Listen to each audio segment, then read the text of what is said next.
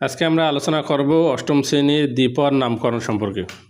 দেখো, দ্বিপদ নামকরণ হচ্ছে কোনো জীবের দুইটি পদ নিয়ে গঠিত নামকরণকে দ্বিপদ নামকরণ বলা হয়।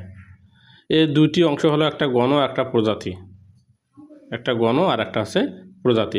যেমন মানুষের বৈজ্ঞানিক নাম হোমো সেপিয়েন্স, এই বৈজ্ঞানিক নাম একটা হোমো আর একটা সেপিয়েন্স, এটাকে বলা হয় গণ, আর এরপর এটাকে বলা হয় প্রজাতি।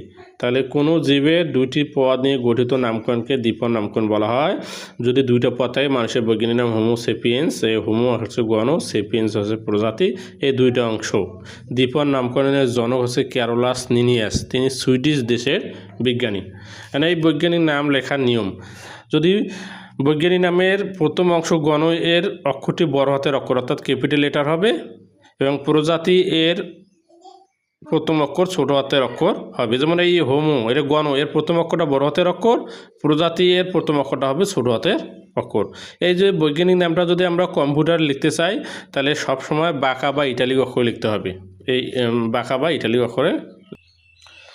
আর বৈজ্ঞানিক নাম যদি হাতে লিখতে চাই, তাহলে প্রত্যেকের নিচে আন্ডারলাইন দিতে হবে। এভাবে আমরা বৈজ্ঞানিক নামকরণ শিখব।